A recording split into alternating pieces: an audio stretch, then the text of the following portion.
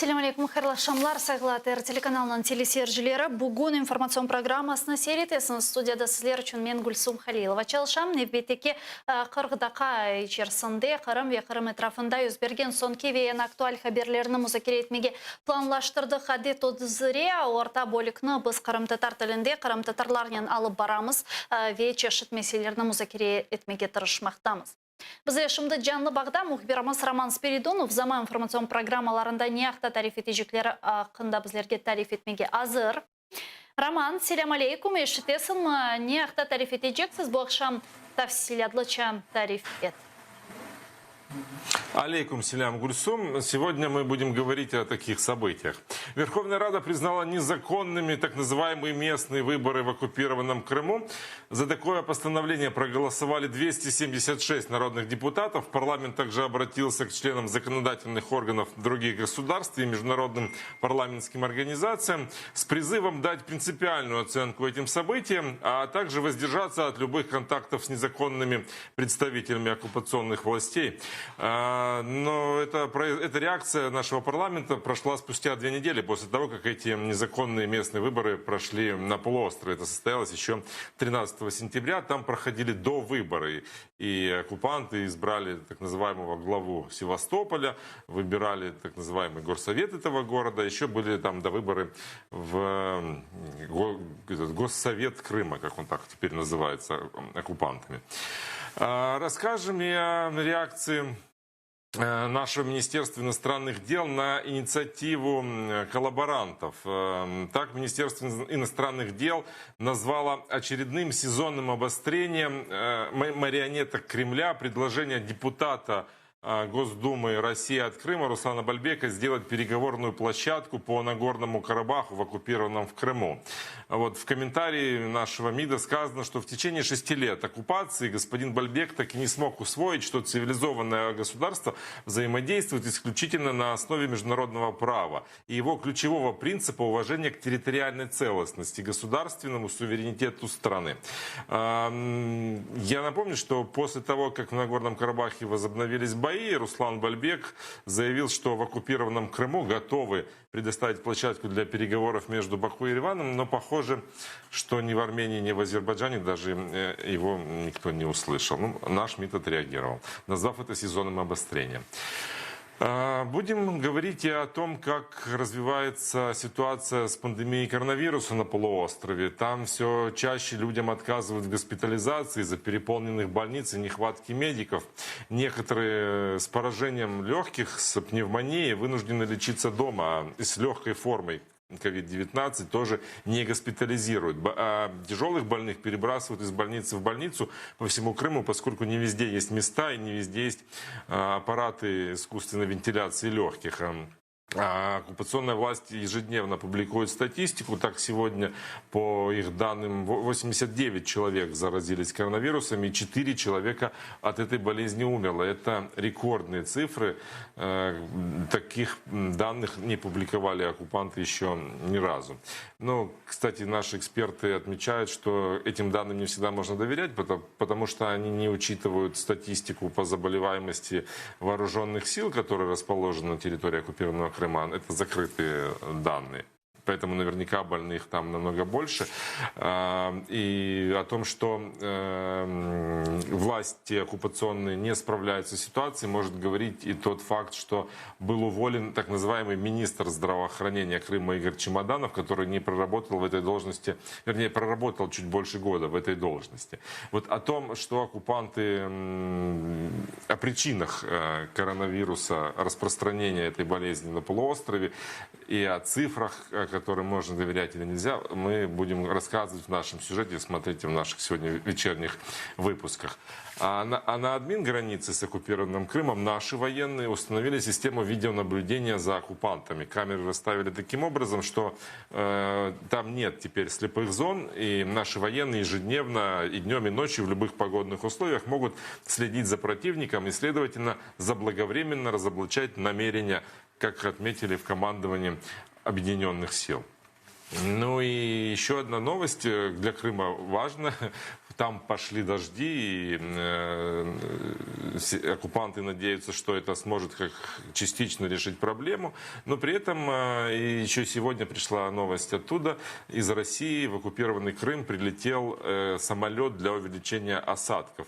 Метеолаборатория Як-42 будет обстреливать облака пиропатронами с йодистым серебром, вызывая дожди. И как заверили в компании Росгидромет, работа этого самолета сможет увеличить осадки на 10-30%. Но вот, правда, эксперты Национального экологического центра Украины уже предупредили, что это может быть опасным. Во-первых, это может вызвать мощные ливни, которые приведут к наводнениям и затоплениям в городах. А к тому же еще не очень изучен эффект этого йодистого серебра. Потому что, например, использование его вместе с углекислой кислотой в 80-х годах в Москве привело к появлению кислотных дождей. И чего ждать от этого самолета, ну, пока еще неизвестно. Вот об этих новостях мы будем говорить сегодня в 19:00 на украинском языке с Юлией Ситумеровой и в 21:00 с Шевкетом Наматулаевым на крымско-татарском. Гульсом. Сағыл Роман, бұл біздің мұхбиріміз Роман Спиридонов еді. Заман информацион программаларында тариф етілейджек хаберлер ақында айтып берді. Саат 19-да Украин тілінде, саат 21:00-да Қырым татар тілінде біздің алып баражыларымыз әлі сейретмеге ұнутманы сағыл достар. Мен се яйынымызға Ескендраға Бареевны қошмаға істейм. Қырым татар милимежі сазасыве, Қырым татар ресурс мерkezінің ел басшысы. Селям алейкум Ескендраға. Алейкум селям. Жүмлемізге Ескендраға мұйым меселер сырасында шымды сызым білгенізге көре išғал етілген Қырымда COVID-19 қасталығы ile бағылы вазиет күн-күнден инсанларының өлгенлері ве хастаханеде ерлерінің етішмегені ақында айтып беріле ве чоқсыларына айтқанына көре әксіретінен Қырым татарларының хасталғанлары да хаберлер келе екен. Сізін бұның ile бағылы хаберлеріңіз бар ма? Қырымдаки COVID-19 қасталығы ile бағылы бір вазиет hakkında sizin malumatlarınız mevcut mu? Evet, Kırım'da bu Covid meselesi pek mühim ve pek kıyım mesele. Çünkü bizim halkımızda adet olarak adetlerge bakanda bizde çok toylar gitti, dualar gitti, hem cenazeler var. Evet, bizim 70'lerimiz toplanırlar, evet, bu toylarda ve bütün merasimlerde iştirak aktif ederler. Onun için biz bilemiz bu nasıl büyük problem. Mart ayında ben bir müracaat etken edim bizim milletimizge, çünkü bu bizim halk az. В нашем народе очень мало, мы малочисленный народ.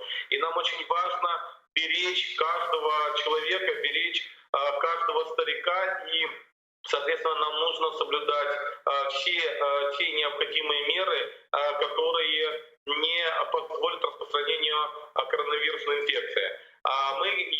Biz Erkun bizim saytımızda gösterimiz resmi rakamları nasıl ne kadar yanı hastalıkların Rusya'nın işgal hakimiyetlerinin gösterilir. Ama bu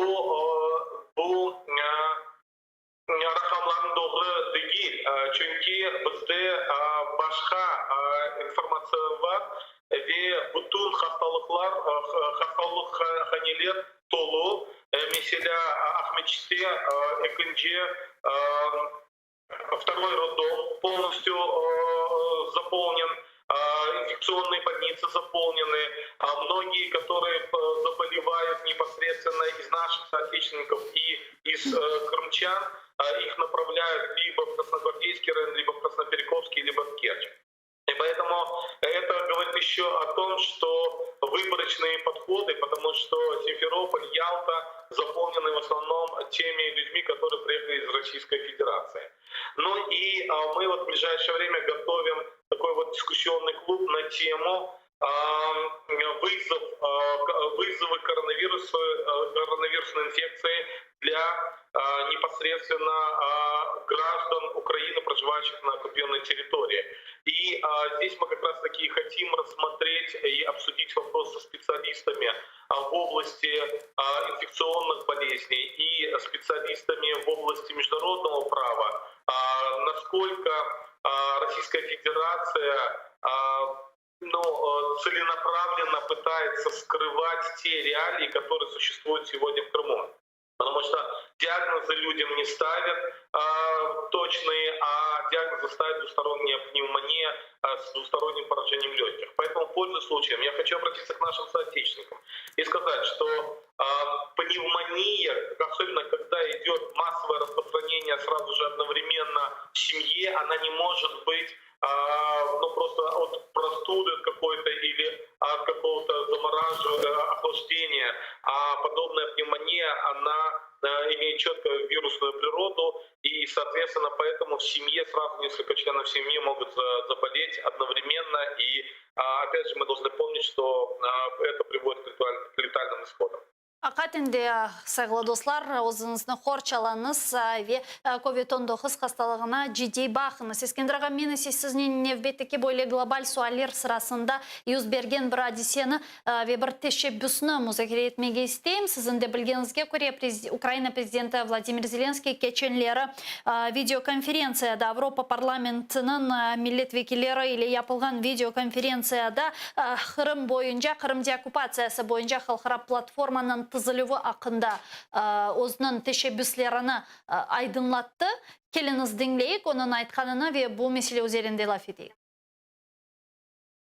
Крім економіки, грошей, для нас важлива геополітична підтримка. Окремі речі, на які ми хочемо звернути увагу, це поява й наша пропозиція Кримської платформи. Майданчика, на якому ми хочемо обговорювати найважливіші гуманітарні питання. Питання допомоги всім українцям, як кримським татарам, так і українцям, які потрапили за ґрати на території Криму, так і вже перебувають у Росії. Це повернення, звільнення цих громадян, а також деокупація Криму.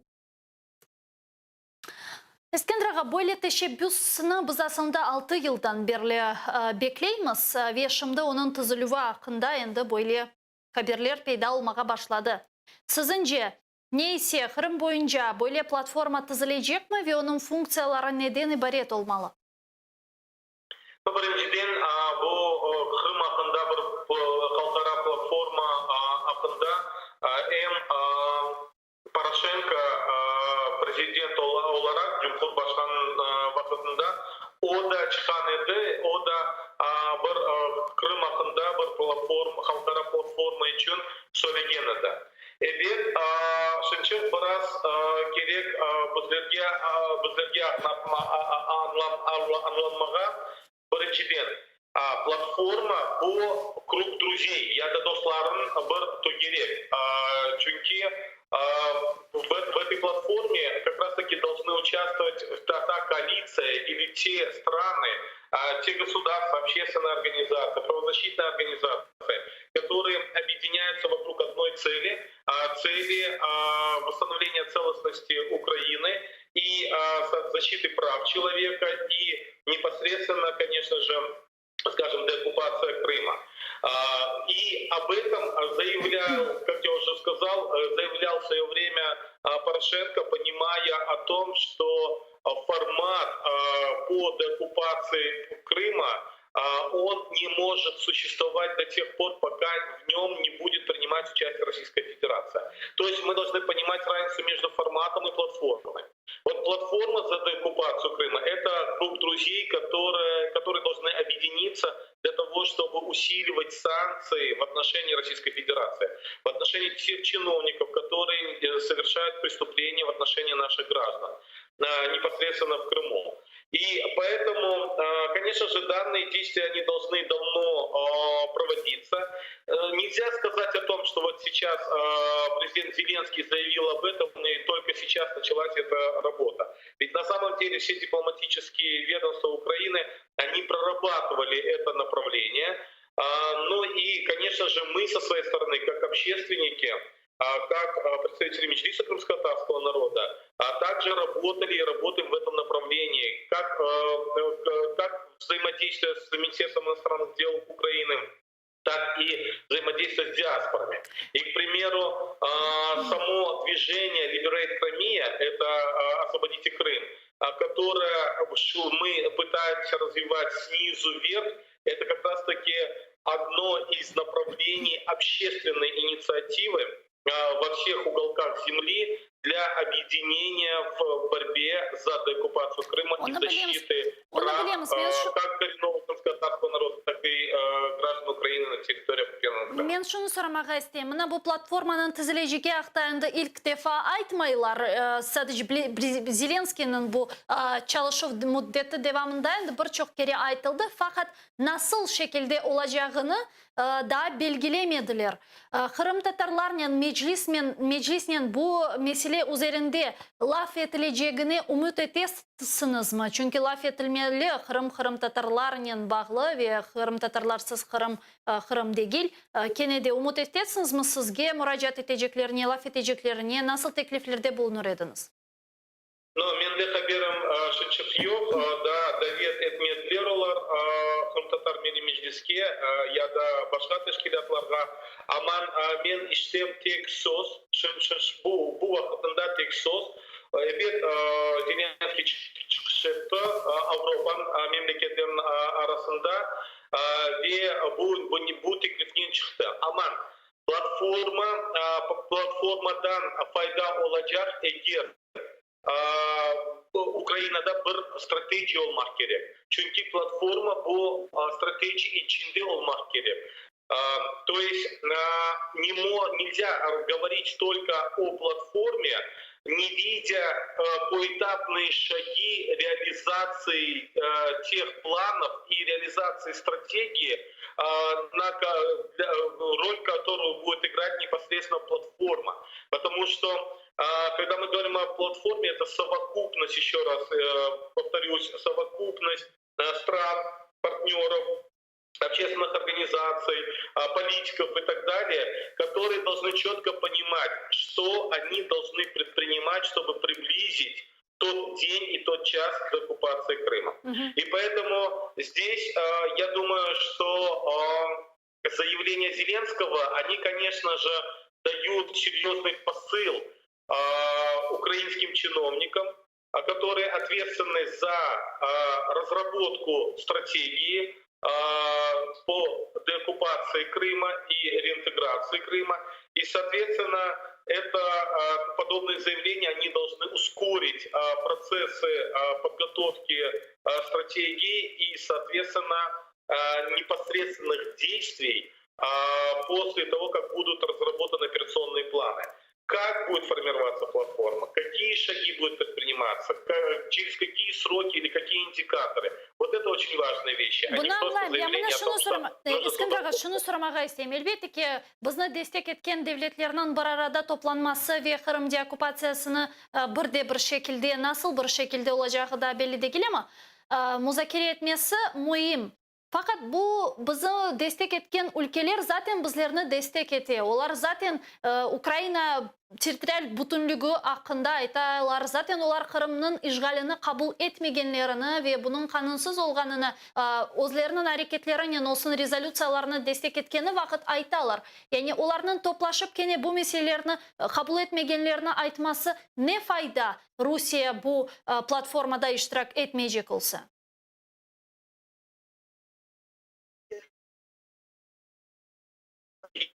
В том, что сегодняшний день как минимум порядка 38 стран, особенно страны западного мира, которые стабильно, я взял среднюю цифру, 38 стран, потому что мы можем четко опираться на это количество стран, они четко оказывают четкую позицию, держат и оказывают содействие Украине на международном уровне, в том числе по разработке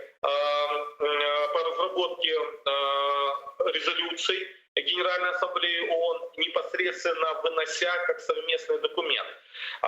Когда мы говорим о платформе, это некая такая площадка, где системно и совместно должны разрабатываться дальнейшие планы.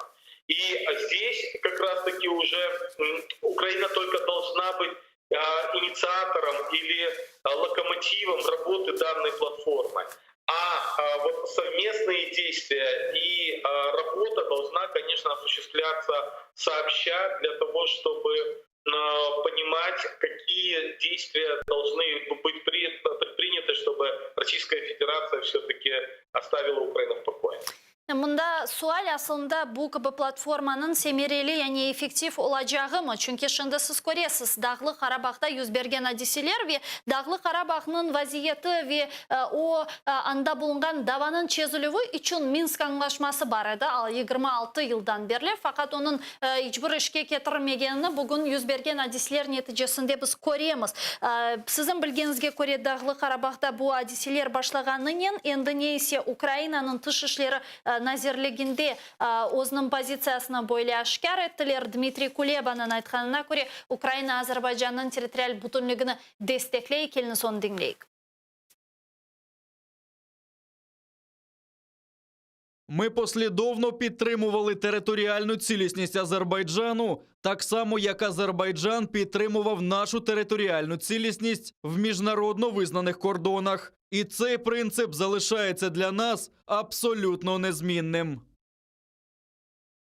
Şu sırada Türkiye Cumhuriyeti'nde de Azerbaycan'a gerek olsa harbi destek verecekleri hakkında bildiruvler eşitildi. Bu haqda Türkiye'nin Dışişleri Naziri Mevlüt Çavuşoğlu bildirgen. Келін сон dinleyik. Якщо Азербайджан захоче вирішити цю проблему, ми сказали, що будемо його підтримувати. Якщо Азербайджан направить запит, ми зробимо все необхідне. Але ми бачимо, що можливостей Азербайджану достатньо. Азербайджан правий морально і юридично. Міжнародна громадськість повинна ставитися до ситуації в Азербайджані так само, як до подій в Україні і в Грузії. Frankistan'ın lideri Emmanuel Macron ise Türkiye'nin yapkan bu müracaatları sebebinden, beyanatları sebebinden böyle özünün fikrini bildirdi. Aytkanına göre Türkiye'nin yapkan bu sözleri çok tehlikeli ve Ermenistan'a Frankistan özünün desteğini bildirgen. Келіңіз dinleyik Macron'ны. Франція, як і раніше, дуже стурбована військовими закликами Туреччини, які звучать в останні години, про відвоювання Азербайджаном Нагірного Карабаху. Ми цього не допустимо. Я кажу Вірменії і вірменам. Франція зіграє свою роль. Çok meraklı böyle bir beyanat oldu Emmanuel Macron'dan. Bunun üzerinde biraz laf etmek isteyeyim. Bu nedir sizin düşünceniz? Bakınız, men bugün özüm Facebook на странице Фейсбука написал статью, именно связанную с эскалацией конфликта, где я первым же в своей первом абзаце написал о том, что, к сожалению, карабахская проблема, она оказалась, еще раз мы видим, что международная, скажем, поддержка или международная система правовая система оказалась несостоятельной решить эту проблему, потому что именно карабахская проблема, она одна из первых карабахских конфликтов на территории постсоветского пространства. Ей уже около 30 лет. И, соответственно, на протяжении, я сам лично видел, как на площадках ОБСЕ азербайджанская сторона системно поднимала вопрос по деоккупации занятых территорий, потому что, когда мы говорим о карабахской проблеме, ведь это не просто оккупация Нагорно-Карабахской автономной области, но это еще оккупация 7 районов Азербайджана, так называемая зона безопасности. И на протяжении всех этих лет Армения не шла на уступки и не деоккупировала, не освобождала азербайджанские территории. Поэтому, конечно же, у Азербайджана ничего не остается, как пытаться силой освободить занятые территории. При всем том, я рассуждаю таким образом, что, с одной стороны, много есть взаимоотношения между Азербайджаном и Арменией. Если у Азербайджана не получается, у Азербайджана два пути. Либо согласиться с оккупацией территории, на что он никогда не пойдет, либо, соответственно, силовым путем пытаться освободить свои территории. И международное право на стороне Азербайджана, потому что военные действия, если он проводит на своей территории, то только с его согласия Баку могут, скажем, участвовать представители других государств. Здесь же со стороны Армении один из вариантов – это мирно освободить занятые территории, но при этом требовать обеспечения или гарантии прав армянского национального меньшинства в Азербайджане. Но мы видим, Армения на это не идет. Соответственно, пытаясь защитить оккупированные территории, также это приведет к жертвам. Что касается Российской Федерации, то мы видим, что, с одной стороны, Российская Федерация вроде бы молчит, но мы понимаем, что и Армения, и Российская Федерация, они являются членами ОДКБ, это Организация безопасности в регионе, но Российская Федерация не может вмешиваться в процесс до тех пор, пока, если Азербайджан не нарушит границу суверенного армянского государства. Поэтому в этом случае Азербайджан находится все-таки в выигрышном положении. Но и здесь еще есть два момента. Российская Федерация, она как раз-таки в этих процессах пыталась доминировать. Вы вспомнили про Минские соглашения. Да, действительно, в Минске также были Минские соглашения по Карабаху. И сопредседательствующей была именно Российская Федерация, или является. И таким образом она смогла отстранить от участия в этом процессе Турецкой Республики и Ирана. Первоначально Иран пытался проводить миротворческую деятельность и быть с третьей стороной. Но при всем том, те события, которые произошли в Шуше, и они полностью провалили иранскую роль. Поэтому Российская Федерация, конечно же, подобные действия проводит сегодня и на востоке Украины по Минским соглашениям в Минске. Что касается Турецкой Республики, то, конечно же, Турецкая Республика, она близка к Азербайджану, и мы все знаем о лозунге, что один народ, два государства. Кроме того, если официальный Баку попросит Турецкую Республику оказать содействие, то в рамках международного права это будет рассматриваться вполне нормально.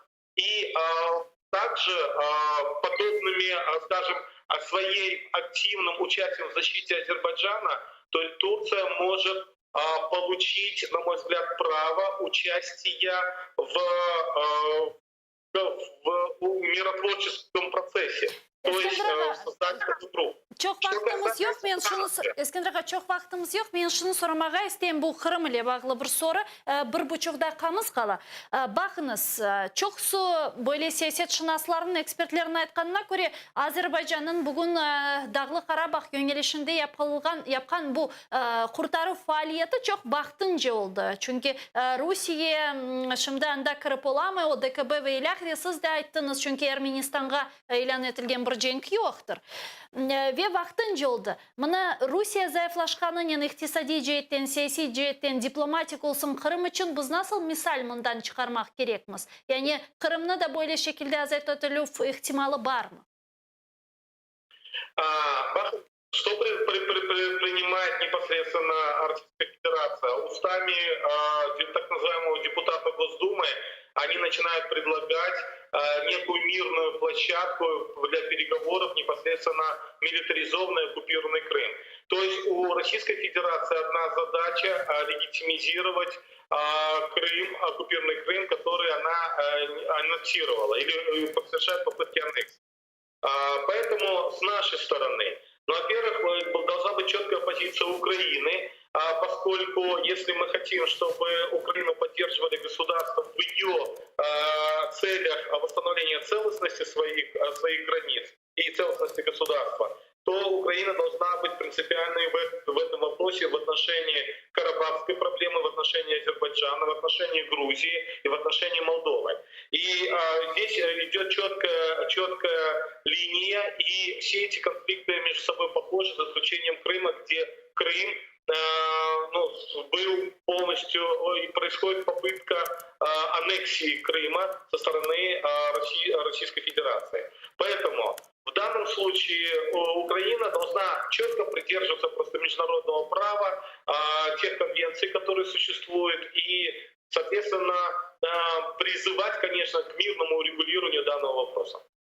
Çok sağ olun İskender ağa, bizle bağlanğanız üçün İskender Baliyev Kırım Tatar Milli Meclis azası, Kırım Tatar Resurs Merkezi'nin yol başçısı bizle canlı bağdaydı sevgili arkadaşlar. Ben size bu bölükünü yekunlemek mecburiyetindeyim, fakat çok sizden saklıklaşmayımız, sadece 15-20 dakikaga, sonra bu studiyaga bu ve diğer meselelerini müzakere etmek için kaytacağımız bizle olunuz görüşkence zaman informasyon programması bayrağını ala seyretiniz unutmanız.